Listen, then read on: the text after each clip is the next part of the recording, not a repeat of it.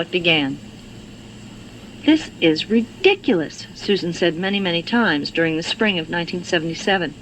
"These aches and pains are ridiculous. Is this what happens when you graduate from high school? You begin falling apart?" She would laugh then, and the phrase, "this is ridiculous," became a family joke. We tossed it back and forth among us lightheartedly. Looking back now, I realize how important those words became, a shield between us and fear. As long as Susan was teasing her sister Brenda about leaving clothes strewn around their room, or later when she laughed while looking in the mirror at her shrinking body and clothes that used to fit and say, "This is ridiculous," dreary thoughts about the possibility of a serious illness were pushed to the back of our minds. Susan was 18 years old then and a senior at Brookhaven High School.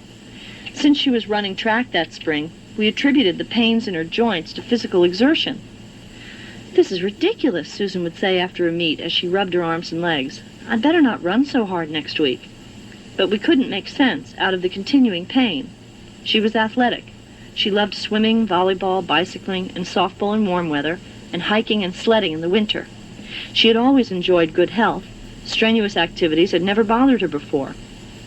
As a young child, Susan had somehow skipped the usual childhood maladies, chickenpox, measles, and so forth, and thus had little experience with being sick. The nagging aches and pains in her joints were nothing but an aggravation at first. But as spring drifted into summer and the pain increased in intensity, when it became painful for her to make any move at all, when even getting out of bed in the morning became a challenge, we convinced her to see a doctor. And then the headaches began. Susan referred to them as bells clanging continually in my ears. I made an appointment for her with her family doctor. Aside from her sinuses acting up, the headaches, and perhaps a little arthritis in her shoulder, joint pain, he found nothing to be alarmed about. He referred her to an orthopedic surgeon, who took x-rays of her joints. We had to wait 2 weeks for the results of the tests and x-rays. My husband John and I had been planning a trip to the West for several years. Realizing how quickly the children were growing up, we had thought the summer before Susan began college would be a good time for an extended family vacation.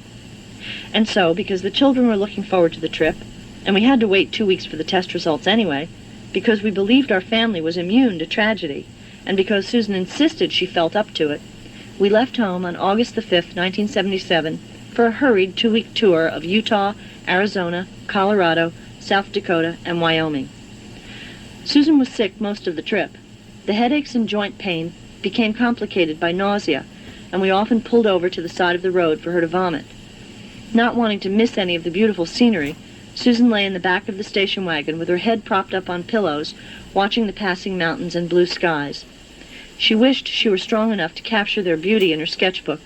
She did manage to take some photographs, black and white, so she could develop them in John's darkroom.